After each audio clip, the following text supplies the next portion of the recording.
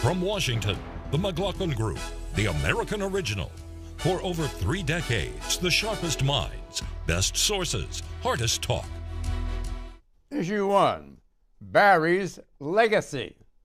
In a country as wealthy as the United States, every person should have access to high-quality health care that they can afford. That's something I'm proud of. I believe in. Saving the world economy from a Great Depression, that was pretty good. The work that we did to get the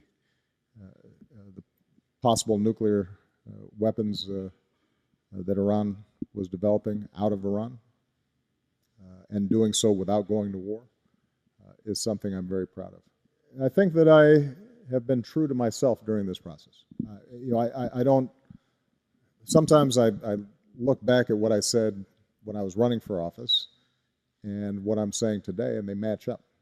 Asked about his legacy while visiting the United Kingdom, President Obama was confident, admitting some disappointments. Mr. Obama noted his administration has been successful. True, Barack Obama entered office in January 2009, 7 years ago, full of optimism. But it's clear that today's president is less idealistic and a little more gray. Rate Obama's presidency. John, there are 4 ratings variously for presidents: great, near great, average, and poor. I don't think, even though he did do a good job presiding over the recovery of the United States, economic recovery, it wasn't the robust recovery of Reagan or Clinton. He's also got his Obamacare, which is an achievement, and I think his Iran agreement is achievement, but both those two are really subject to possible reversal. I think, though, that in giving him a rating, one of the major achievements is he's an African-American and the first African-American president, and he won by 2 margins of plus 50%. On the downside as a political leader, the Democratic Party under him has been wiped out in 2010 and 2014, been reduced to what it was in the 20s. I don't think you can call him great, and I don't think you can call him near great. My guess is his friends are going to call him average, and the Republicans are going to say poor. He wanted to be a transformative president in the image of Ronald Reagan. He didn't agree with Reagan's policies, but Reagan changed the country. Barack Obama has changed the country. Politically, he has brought to the fore what's called the rising American electorate: young people, minorities, single women. Achievement-wise, he got health care for all, which is something every president since Teddy Roosevelt over 100 years tried to get and failed. His remaking of the financial markets, it's not perfect, but it does lessen the odds that we can fall into a Wall Street-made recession, which is what he inherited when he came in. And the fact that the recovery isn't robust enough, it was a very different kind of recession that he inherited. It was created by greed and derivatives and exploitation of a housing bubble that burst. So the circumstances were very different, and I don't think he's gotten enough credit for what he did in bringing the country back. And Barney Frank had a very funny bumper sticker after the financial meltdown. He said, "It would have sucked worse if it weren't for me." And I think that's kind of true. I mean, it's hard for the president to take full credit for bringing us back from that near depression, but I think I'm ready to give him full credit. Does President Obama have an exaggerated sense of his own accomplishment? Yeah, I think he really does. Look, I think the economy, that we talk a lot about the economic recovery. And to some degree, I think some of the Wall Street reforms were positive. I think a lot of them weren't. But I also think that in terms of you looking at the economy, the recovery, in terms of the historical precedent, it's one of the slowest in American history. And that says something. I also think, labor participation rates, that's a problem, that people are disengaging from the economy. You see a continuing lack of consumer confidence. On the same side, in terms of foreign policy, the Iran deal, I'm very skeptical of that. I think the Iranians are breaching it. They're going to do their ballistic missile research, and then they will break out. And it's never coming back, the sanctions, because the Europeans will never allow it, let alone China and Russia. On the positive note for the president, look, I think it is true that more people are engaged with American politics in minority communities and young people. They are moving to the left, I think, in a lot of ways. I think it's a wake-up call for Republicans to try and win them back. But broader participation is a positive thing in a democracy, and he gets credit for that. And then finally, I would just say that in the terms of moving the Democratic Party to the left, you see both Bernie and Hillary bring off that if you talk about the idea of transformation, he has achieved that. What about education, the environment, interracial relations, inequality, debt, space exploration, infrastructure? Got a notepad? What? I don't need a notepad. I can security, give my answers very briefly here. sports, arts, housing, energy, unemployment, the markets, happiness, moral values, trade, taxes versus regulations, job creation versus unemployment, innovation, I'm almost finished, criminality index, GDP, international confidence, the dollar, inflation. What about those areas? Well, congratulations. You finished your list before we finished the administration. I was a little worried about that. But as you can see already, reaction on rating President Obama falls down along party lines. What a surprise. This has been the pattern that we have seen in public reactions, and I expect it to continue. I think President Obama, if he doesn't deserve an A rating now, will deserve one in hindsight as we get farther away from the current status quo and get a chance to look back. But the reason why I say that is because, first of all, look, he came into office with 2 wars going on and a major recession, which is something that no president's ever had to come into office with before. Now he's he's got 3 wars going on. Yeah, well, it depends on how you look at it, doesn't it? I mean, he did get us out of Iraq, but now we're back in. With Iraq and Afghanistan. Let me ask you, Clarence, about economics. I've only started the list, Pat. I've got to get to the rest of it. Right, well, let me ask you about economics, because the great driving force in this campaign is Donald Trump, what trade deals have done to the American worker. Bernie Sanders, they've been left out, they've been held back, no increase in real incomes. You got to put that in there in his economic package, his economic success. None of that started with Obama. No. All of those are the results of trends that have been going on since the 50s, Pat. You look at the divide between rich and poor. Who was it? Charles Murray a couple of years ago wrote a book in 2012 about this. And coming apart. We're still coming apart. And I don't see either party really addressing this in the long range. I agree with you, but how does that say he's a success? But he's the wrong leader, wrong messenger for those issues. How is he a success? Nobody's perfect. Let Eleanor in. Because he asked me how Obama was a success. Yeah, you're having he did. You look at the issues that are popular with young people. He has gained ground on those. He also did establish a health care plan that offers health care for all. You could right down the line, the big problem I see isn't that he has an exaggerated view of his own achievement, but he hasn't sold himself well enough, as well as he should. Look, ever since the first administration, he doesn't toot his own horn enough for the achievements that he has made. Nobody's perfect, but he has moved the chess pieces in the right direction in a whole area of policies. And climate change, I think we look at the difference in terms of oil usage when he first came into office and the rise of solar energy and alternative sources. And I think we can't let this discussion go by without mentioning that a Congress controlled by Republicans willfully gave him zero cooperation. We should have had a massive infrastructure spending, which would have helped with a lot of those economic issues you just raised. Let me concede your point. There's no doubt about it. There's been obstruction and the rest of them. But the point is he hadn't succeeded. His party's been wiped out. He personally, politically, has done extremely well. He's at 50% after 7 years. Very good. The Democratic Party's back to 1928. The party's been wiped out because of gerrymandered elections and midterm elections when people don't show up. And wait till November, Pat. The Democrats are coming back. I need my second turn. Thanks to Mr. Trump. I think you look at the federal level, but the state level, Democrats have been annihilated. I think that's where conservatives have that opportunity on economic issues to talk about. The president coming in with the transformational, the idea of hope and change.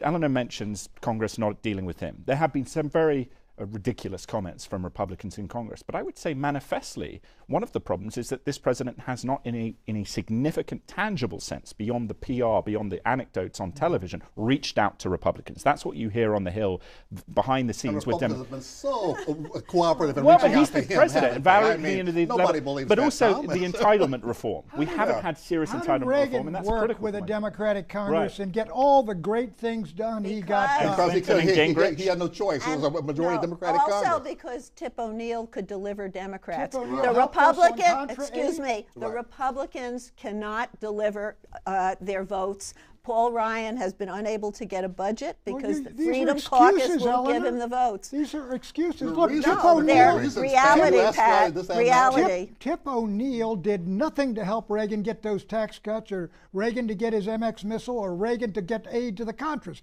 Nothing. He did, Tip O'Neill didn't help him. Social I Security. recall boll weevil Democrats who they gave were excellent. gave a lot. Yes. That's right. Exit question. Who deserves the most credit for saving the world economy from a second Great Depression? Barack Obama or Ben Bernanke? I think they both do. I think that a lot of the things they did in 2008, 2009, some of which Republican Party opposed, I think they basically rescued the American economy. I think the United States, to a great degree, rescued the world economy. But again, he's had 8 straight years, and not once has he gotten up to 3% growth. So it is not a robust recovery. At least it's a recovery. At least Barney it's Frank was right. Barney Frank was right. It would have sucked worse. Right. With unemployment going from 10% to 5%, with jobs being created for, I think, 71 months in a row, you can't call that a failure. I agree, though. We do have You still can't have call income that a inequality. failure. Some people are their lives are improving faster than others, and it goes right along the lines of the high school diploma. Those homes that do have something more than a high school American diploma test doing better than scores, others, and that's why Donald Trump is doing as well as he is. American test scores have plummeted under Barack Obama Depends on what across the board. school system. Some systems are doing better than they were before, but that's a real broad topic. And schools are local. You know, this is really not a federal program. They share credit for that, and yes, it's positive, but there are major structural problems with the economy, and the deficit, which the CBO says will go up in 2017, and the debt is a critical concern for my generation. He's doubled the national debt. So they say. He doubled the national debt. So they say, but if you're not a deficit hawk, it doesn't bother you as much as the current unemployment that's going on. Well, when and interest the current rates lack start of spiraling, development we get in a problem. neighborhoods with high unemployment. Right. The deficit poor has will fallen help us. faster in the last several years than any time since after Yeah. World War II. So, Because you know, the deficit- numbers don't lie. Good The point. deficit was at Mount Everest, and it has fallen somewhat. Right. Well, no, but it's going to spiral again because we haven't reformed entitlements. This is the math. But that was one of those recovery aids that you were complimenting a moment ago, which was getting money into the economy. That's what Obama's what economic surge did. Yeah. A financial surge. Well, who deserves the most credit? Well, you asking me that? Bernanke or?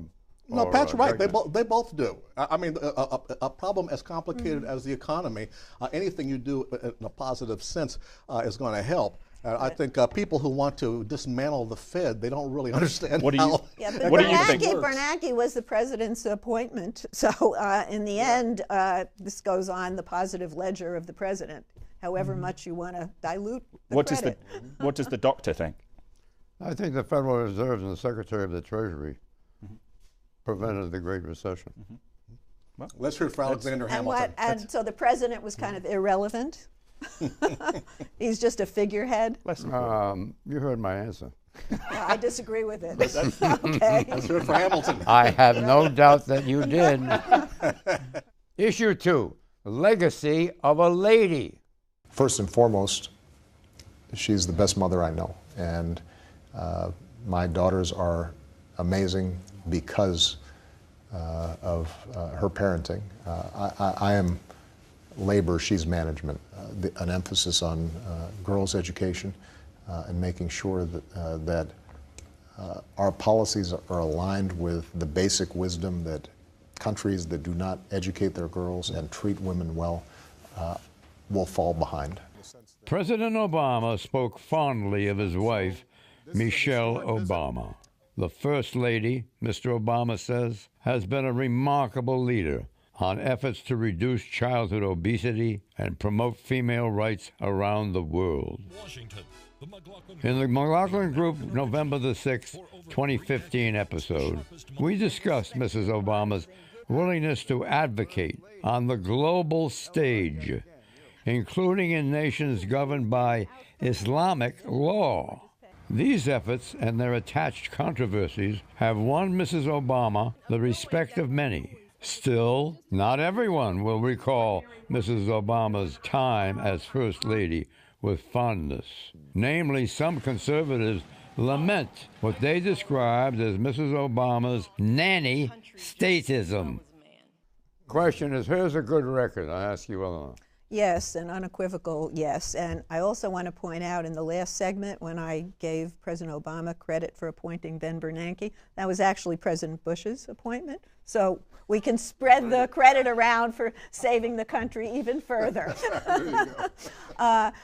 Michelle Obama has gone through 8 years without a whiff of scandal, with maintaining high approval ratings. She is an inspirational figure, and her husband is exactly right when he talked about her parenting, and especially in terms of parenting of girls and how she has extended that around the world and in this country. I mean, she holds days where she has college signing days, treating it academics as though they were the latest sports phenomenon.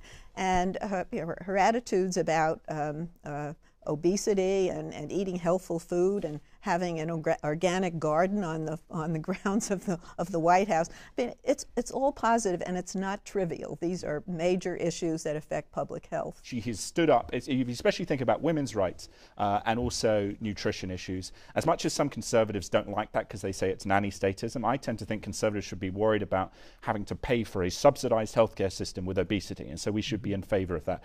I also think if you look at how the First Lady has conducted herself with her 2 daughters, under a lot of pressure, I have to say.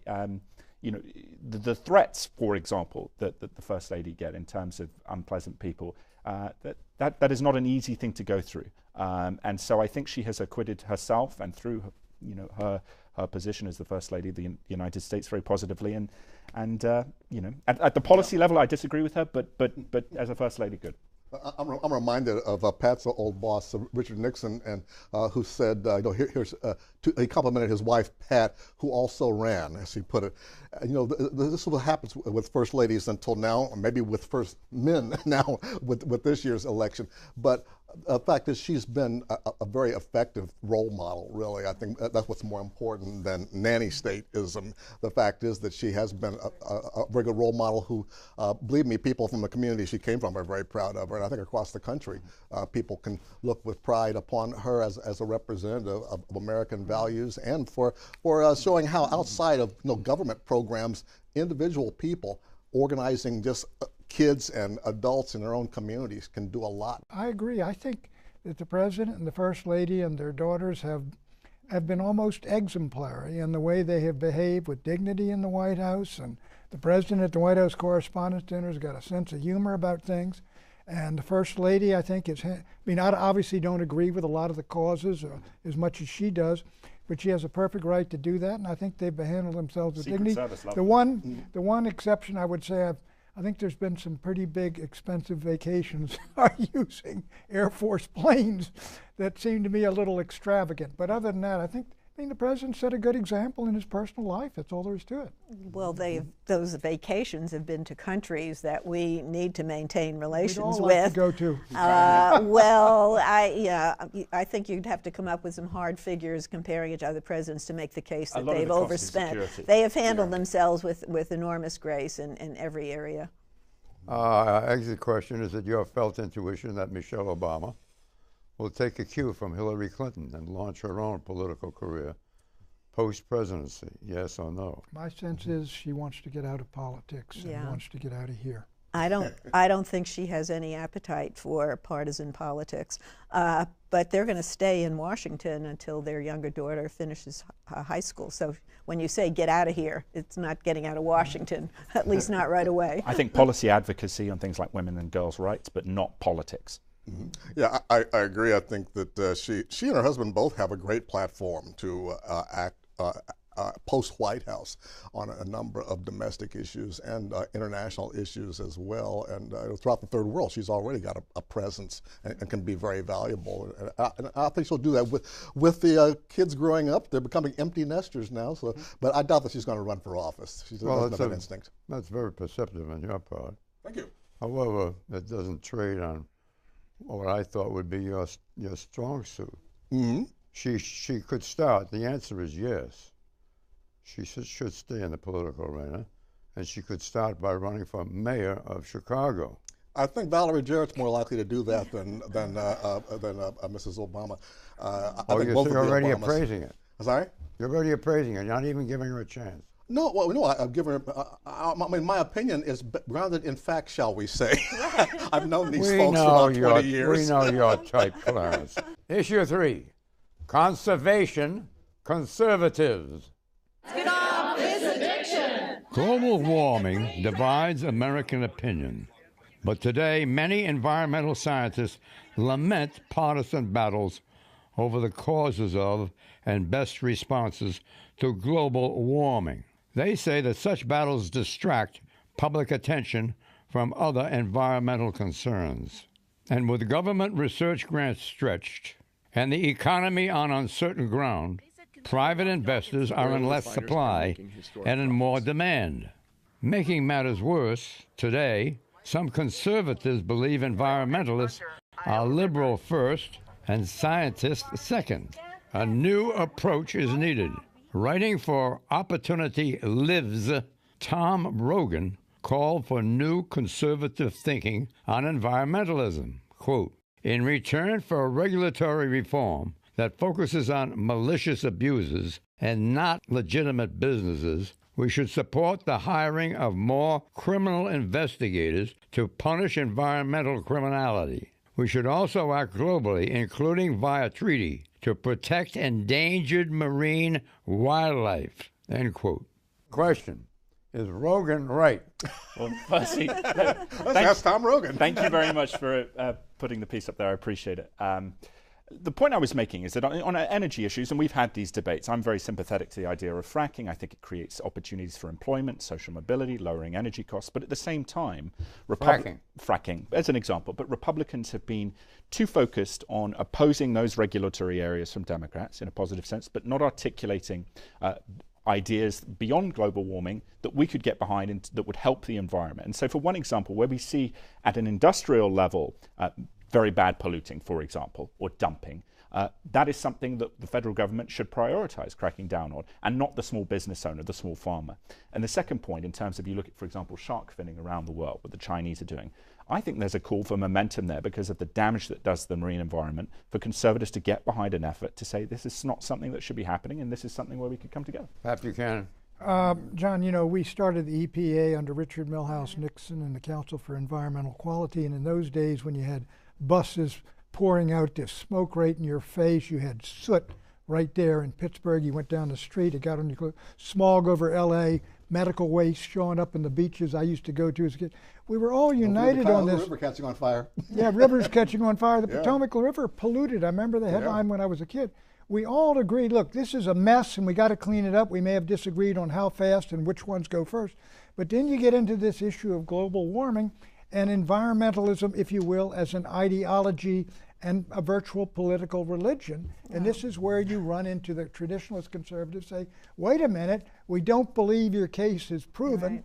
And then they say, we're going to shut you up. It's not an ideology and it's not a religion. It's a clash with the business interests that are supporting fossil fuels, and it's an economy, and actually a worldwide economy, that's moving away from fossil fuels to alternative ways of keeping us warm and air conditioning and doing everything else. And so this is business interests, and while I applaud the fact that you have caught on to the fact that your generation cares about these issues, and these issues have taken on new dimensions since the old days of the soot and the medical devices on the beach. So I think there's political opportunity for everybody here, and I don't think you can. Your article argues that you should return regulation to the states. That never works because the business interests overwhelm the environmental interests in the states as well, which is why the federal government has to step in the first place in every issue. What declines the decline of environmentalism? It's not declined at all. It's on the rise. Well, one thing I've seen, though, is there was a time when conservatives believed in conservation. Right. When it became environmentalism, it seemed like it became more ideological or something. We started seeing more of an ideological divide. But I'm very happy that you are reviving the notion that conservatives do believe in conservation. If there are disagreements on global warming, there are other areas of possible compromise. The question I asked was, what explains the decline of environmentalism? It's become an ideology. That's the reason. It's perceived as that, as a cause of the left, and they want more. They want to transfer wealth to government and then transfer it from governments to international institutions. That's dressing the issue up in a pretty package. It's basically a clash with business interests. Some people are making money I'm not at IBM. Predictions, Pat. John, I think the British will elect not to depart from the European Union. The race has been sort of divided a bit. I think Barack Obama going over there and arguing against Brexit may have helped turn the tide in favor of staying in the EU. Legislation to change marijuana from a Class 1 drug, which is right up there along with heroin, will pass and reclassify marijuana so that federal law is no longer in conflict with state law, where marijuana is increasingly legal and saleable in various states. The government of Iraq will increasingly face very visible pressure from the Iranians in the coming weeks. Conditional prediction: if Hillary Clinton wins, Judge Garland will be confirmed in the lame duck session. I predict Saudi Arabia's Vision 2030 plan to wean its economy off dependence on oil will be like the millennial goals. Laudable intentions, but the results will fall far short of the vision. Enjoy Memorial Day weekend. Bye-bye.